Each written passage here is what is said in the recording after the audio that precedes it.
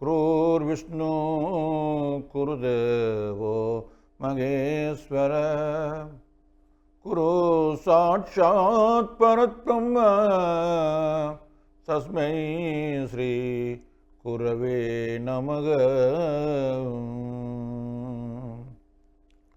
கஜானனம் பூதகணாகி சவிதம் கவித்தஜம்போ பலசாரபட்சிதம் உமாசுதம் சோக விநாசகாரணோ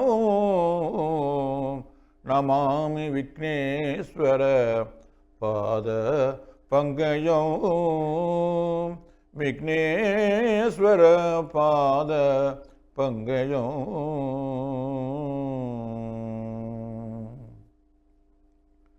எல்லாம் வெல்ல பரம்பொருளை மேலமைத்து என்னை பெற்றெடுத்த பெற்றோருடைய பாதங்களை பணிந்து என்னை வலுப்படுத்தும் குருமாருடைய பாதங்களை நெஞ்சத்தில் அமர்த்தி ஓம் தொலைக்காட்சியினூடாக ஆன்மீகம் அறிவோம் என்ற நிகழ்நூடாக இவளை பார்த்து கொண்டிருக்கின்ற நேர்கள் அனைவருக்கும் அன்புகனிந்த வணக்கங்களை தெரிவிப்பதில் மட்டற்ற மகிழ்ச்சி அடைகின்றேன். ஆன்மீகம் அறிவோம் என்ற நிகழ்விலே நாம் சத்சங்கம் என்ற ஒரு உயர்ந்த வாழ்வை பெற வேண்டும், அத்தகைய வாழ்வை யாழ்ப்பாணத்திலும் நமக்கு கிடைத்திருக்கிறது என்று சிந்தித்து வந்து இந்த யாழ்ப்பாணத்திலே வாழ்ந்த ஒரு ஞானிதான் கடை சுவாமிகள். அவர் இந்த யாழ்ப்பாணத்திலே பெரியதொரு பகுதியிலே கடை ஓரங்களிலே வாழ்ந்து கொண்டிருந்தமையினாலும் கடையிலே வாழ்ந்த பல பேருடைய வாழ்வை உயர்த்தியமையின் காரணமாகவும் அவருடைய தரிசனம் அல்லது அவருடைய ஆசி கடையிலே வியாபாரம் செய்கின்றவர்களுக்கு உயர்ந்த வருமானத்தையும் உயர்ந்த வாழ்வையும் கொடுத்தபடியினால் அவர் தமது கடைக்கு வர வேண்டும், அவருடைய ஆசி கிடைக்க வேண்டும், அவருக்கு நமது கடையில் வந்து ஏதாவது பொருளை எடுத்துக்கொண்டு செல்ல வேண்டும் என்று நினைத்தமையினாலே அவருக்கு கடை சுவாமிகள் என்ற பெயர் வந்தது. எல்லோருக்கும் தெரியும், இந்த கடைகளிலே பொருளை நாங்கள் வாங்குகிற பொழுது கடன் கொடுக்கிறதும் இருக்கிறது. ஆனால் பெருமளவு பணம் கொடுத்து பொருளை வாங்குவார்கள். யாராவது பணம் இல்லாமல் பொருள் வாங்க முற்பட்டால் அவர்களுக்கு கள்ளர் என்ற பெயர் கொடுத்து பொலிஸ் நிலையத்தில் நிறுத்தி விடுவார்கள். எனவே நாங்கள் பொருளை வாங்குவதாக இருந்தால் பொருளுக்குரிய பணத்தை கொடுக்க வேண்டும். யாருமே கடையில் சென்று தமக்கு விருப்பமான பொருளை எடுத்துக்கொண்டு செல்வதற்கு விரும்ப மாட்டார்கள். அப்படி யாராவது பொருளை களவெடுத்ததை அல்லது பொருளை எடுத்ததை கண்டால் அவருக்கு கள்ளன் என்ற பெயரை சூட்டி அவருக்கு கொடுக்க வேண்டிய பரிசெல்லாவற்றையும் கொடுத்து பொலிஸ் நிலையத்திலே கொண்டு நிறுத்தி விடுவார்கள். இது சாதாரண மனித வாழ்க்கை.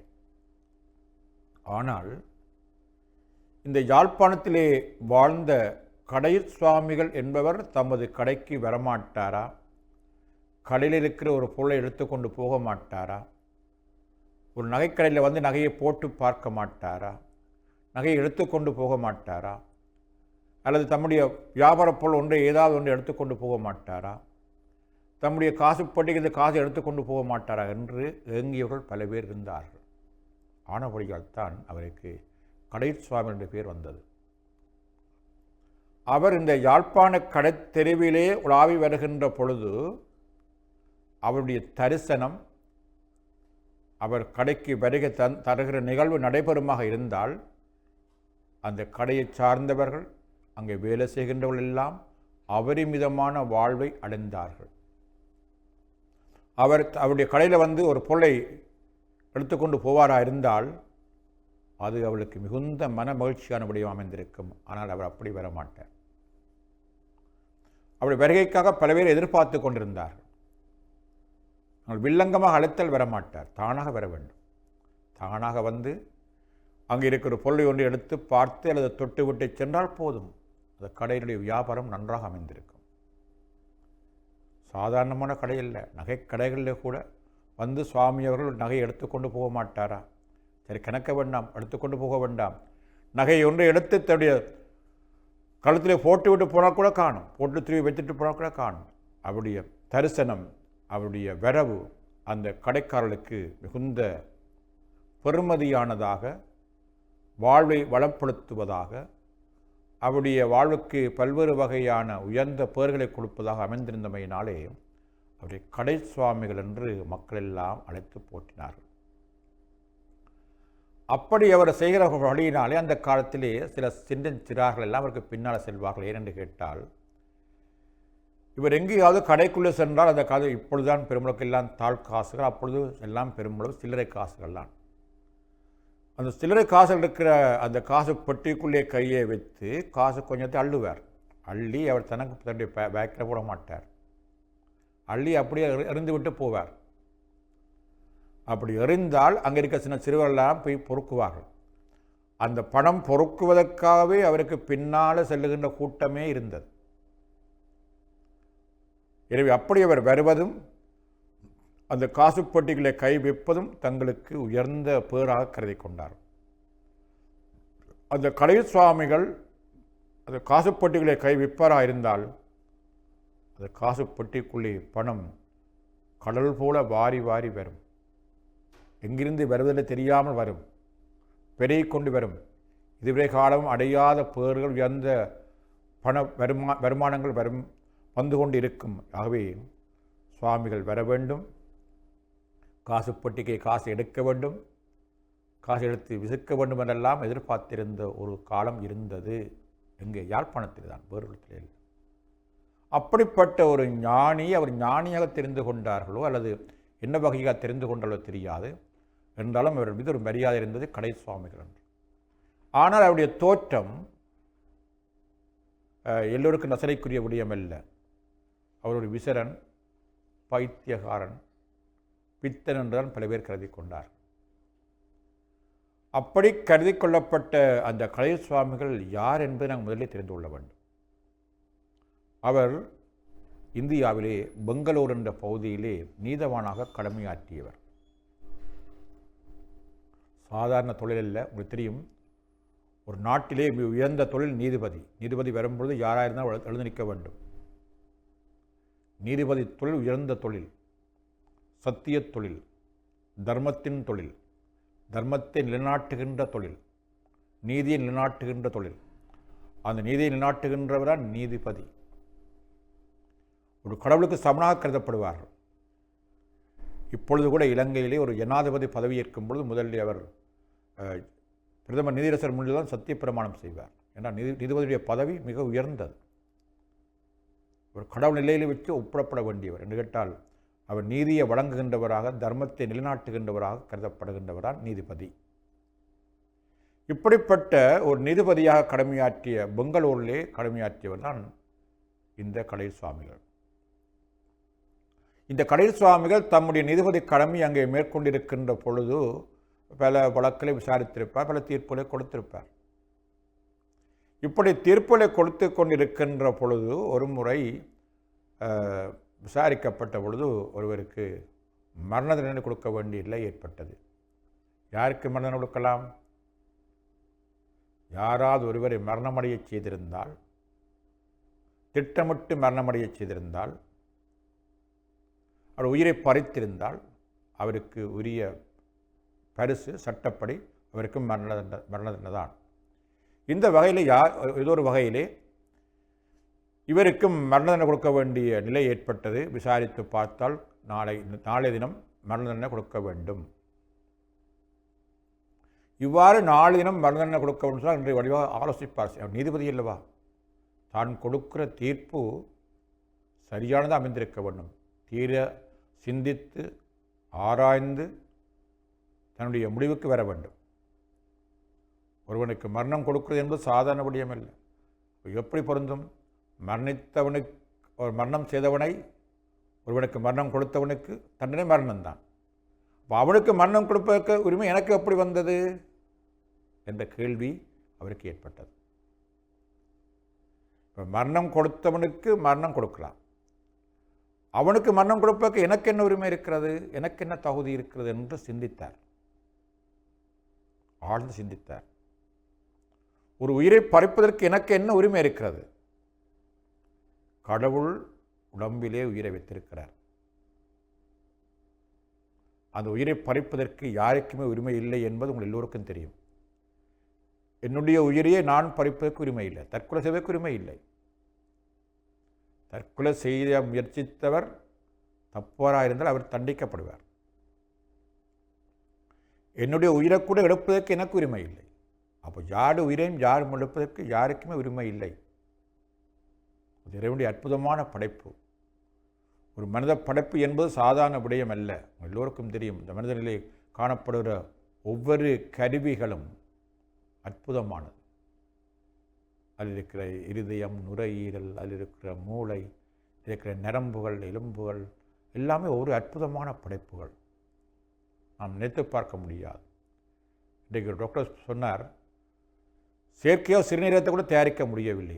சிறுநீரகம் செய்கிற பணியை ஒன்றை நாம் செயற்கையாக தயாரிக்க முடியவில்லை. அப்படிப்பட்ட உயர்ந்த இயந்திரத்தை இறைவனங்களுக்கு இந்த உடம்பிலே பொருத்தியிருக்கிறார்.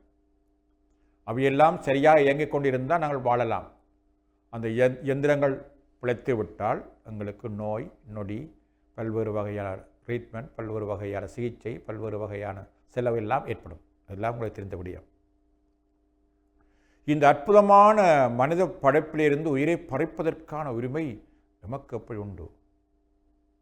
இன்றைக்கு பல பேர் உயிரை பறித்து விட்டு போகிறார்கள். எதற்கு, ஏன் பறிக்கிறோம் என்று தெரியாமலே பறித்து விடுகிறார்கள். தம்முடைய ஒரு சில நிமிட இன்பத்துக்காக, சுகத்துக்காக உயிரை பறிக்கிறவர்களும் இருக்கிறார்கள். அது விட்டு செய்திகளெல்லாம் இன்றைக்கு பரவிக்கொண்டு இருக்கிறது.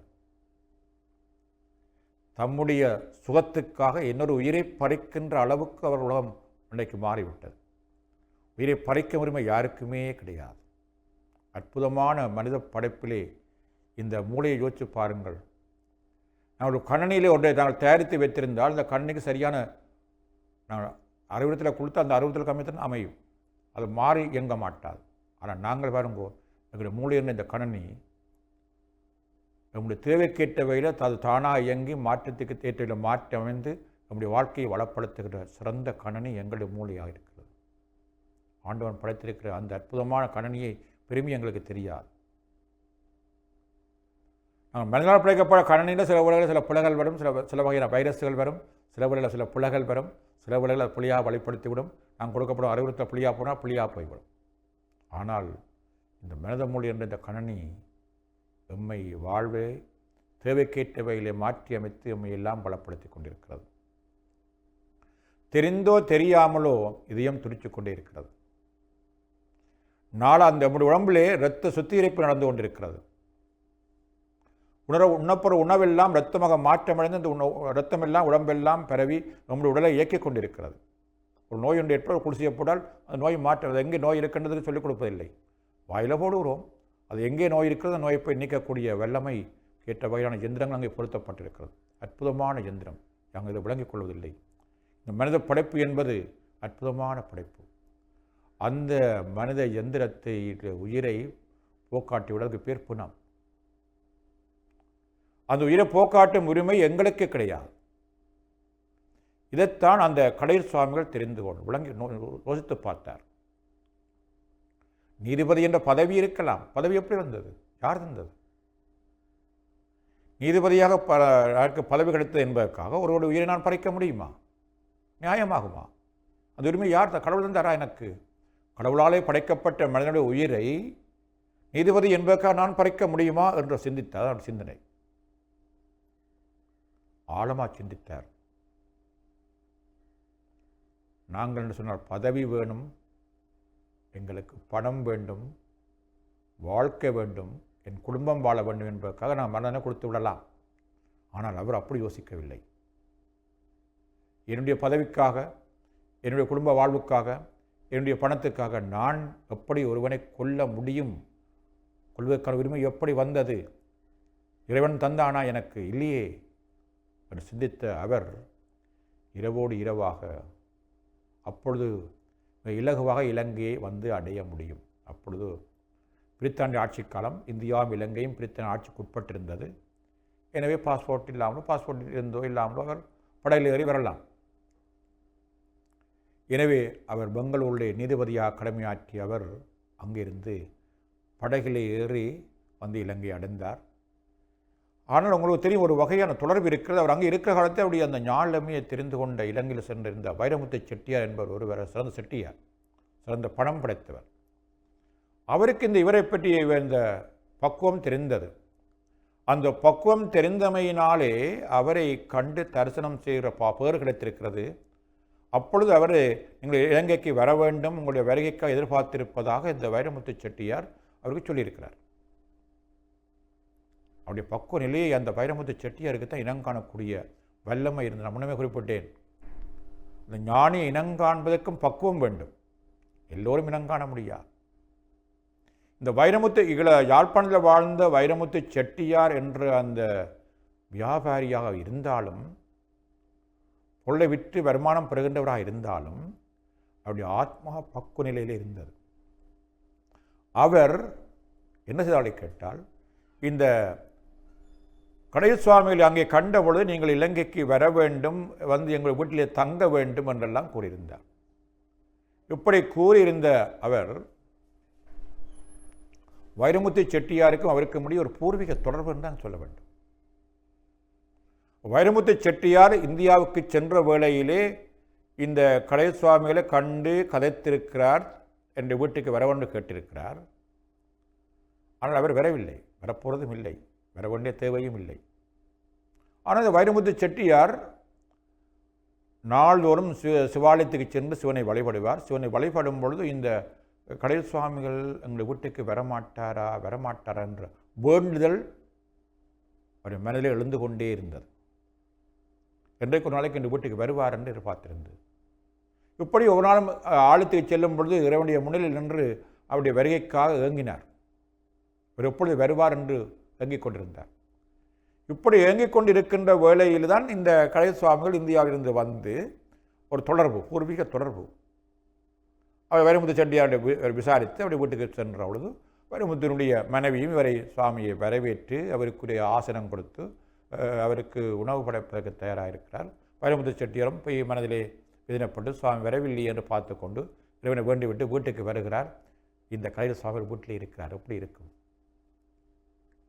யாரை தரிசனம் செய்ய வேண்டும், யார் வீட்டுக்கு வர வேண்டும், யாரை உபசாரம் செய்ய வேண்டிய கருதினாரோ அந்த எண்ணம் நிறைவேறினால் எப்படி இருக்கும்? எப்படி மகிழ்ச்சி இருக்கும்?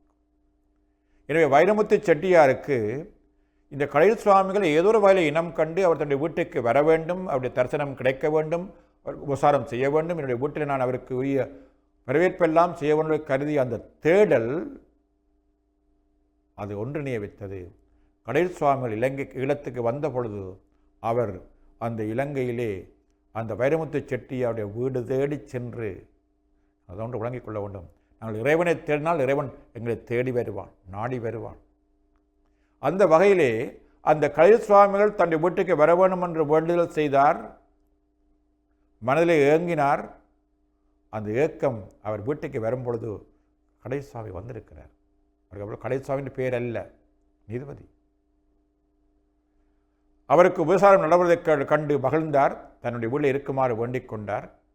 ஞானிகள் எப்பொழுதும் ஒரு வீட்டிலே தங்கியிருக்க மாட்டார்கள். அவளுக்கு பந்த பாசம் பற்றி ஒன்றுமே கிடையாது.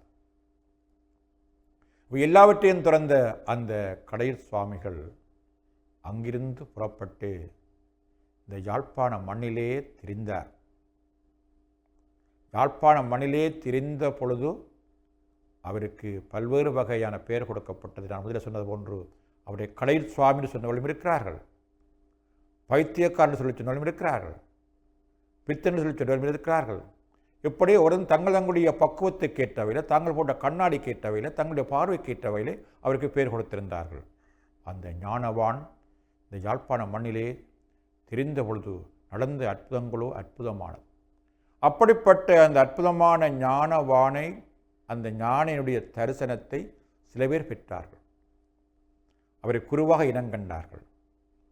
கடவுள்தான் அந்த மனித வடிவத்திலே வந்திருக்கிறது என்பதை சில பேர் உணர்ந்தார். எல்லாரும் உணர முடியாது. நான் முன்னரே குறிப்பிட்டது போன்று அந்த ஞானிகளை உணர்வதற்கு, அறிவதற்கு வாழ்க்கையிலே பக்குவம் இருக்க வேண்டும், தகுதி இருக்க வேண்டும், குவாலிஃபிகேஷன் இருக்க வேண்டும். அந்த தகுதி இல்லாமல் அவற்றை அறிந்து கொள்ள முடியாது, அதுக்கு அந்த நிலையை அடைய முடியாது. அப்படிப்பட்ட அந்த கடையில் சுவாமிகள் யாழ்ப்பாணம் மண்ணிலே வீதிகளே தெரிந்த பொழுது சிலர் இனம் கண்டார்கள், பல பேர் இனம் காணவில்லை. சில பேர் இனங்கண்டு அவரிடமிருந்து ஞான அருளை பெற்றார்கள். அது ஞான அருளை பெற்று தம்முடைய வாழ்க்கையிலே உயர்ந்த நிலையை அடைந்தார்கள். உயர்ந்த ஒரு பரம்பரை யாழ்ப்பாணத்தில் உருவாகி இருந்தது. அப்படி உருவாகி இருக்கிற பொழுது அவருக்கு பேயன் பித்திர பெயர் கொடுத்தவர்கள் என்ன செய்தார் என்பதை நாங்கள் ஆரம்பட சிந்திப்போடு கூறி இன்று இந்த நிகழ்வை நிறைவு செய்வோம். நன்றி, வணக்கம்.